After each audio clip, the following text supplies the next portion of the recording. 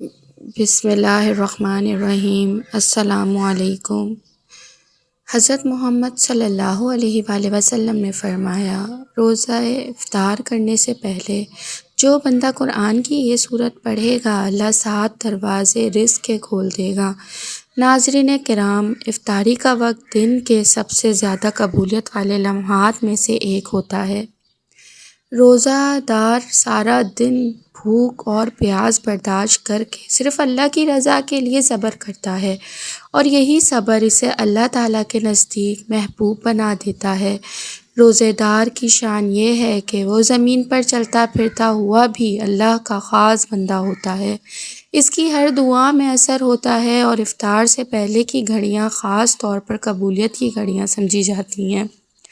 روایت میں آتا ہے کہ حضرت محمد صلی اللہ علیہ وآلہ وسلم نے فرمایا کہ روزے دار کی دعا رد نہیں کی جاتی۔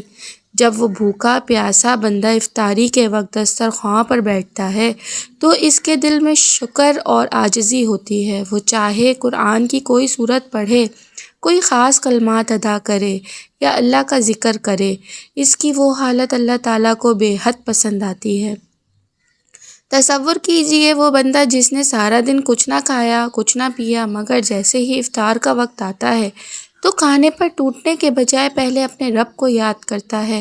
اس کی زبان پر ذکر ہوتا ہے، دل میں دعا ہوتی ہے، آنکھوں میں امید ہوتی ہے۔ ایسے لمحے میں اللہ تعالیٰ اپنے بندے سے خوش ہو کر اس کے لیے رزق کے دروازے کھول دیتے ہیں، ایسی کشادگی عطا فرماتے ہیں جو عام دنوں میں نصیب نہیں ہوتی۔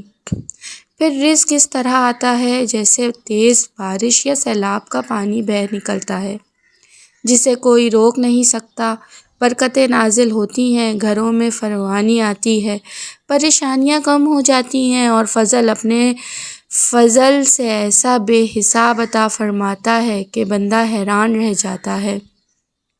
اس لیے افطاری سے پہلے کے ان قیمتی لمحات کو ضائع نہ کریں، بلکہ ذکر، دعا اور قرآن کی تلاوت کے ذریعے اپنے رب کو راضی کریں، تاکہ وہ اپنی رحمت سے کبھی بند نہ ہونے والے رزق کے دروازے کھول دے۔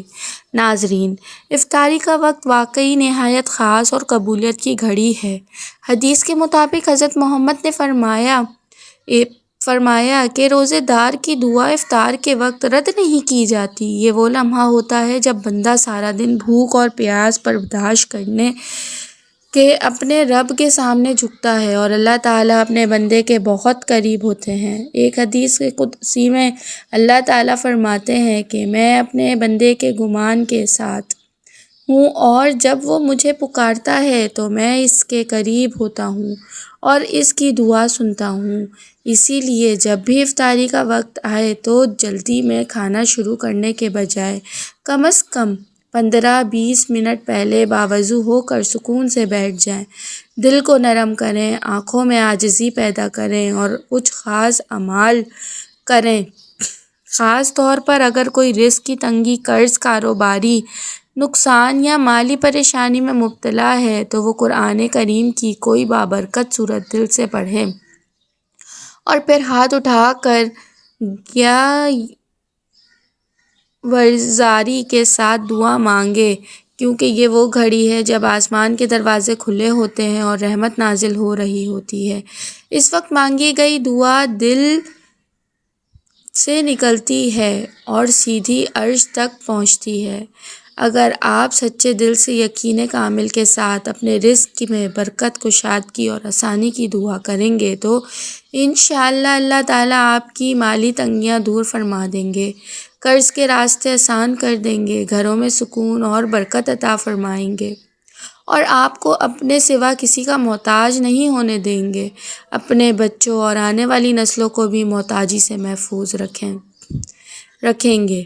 بس شرط یہ ہے کہ سورت کو دل سے پڑھا جائے، آنکھوں میں آنسو ہوں، زبان پر اخلاص ہو اور دل میں یقین ہو کہ میرا رب سن رہا ہے اور وہی سب سے بڑا رزق دینے والا ہے۔ ناظرین، جب بھی آپ روزہ افطار کرنے جا رہے ہوں تو سب سے پہلے چند منٹ یعنی تقریباً 20 سے 25 منٹ پہلے تھوڑا وقت نکالیں۔ اس دوران قرآن مجید کھول کر سورہ واقعہ کی تلاوت کریں۔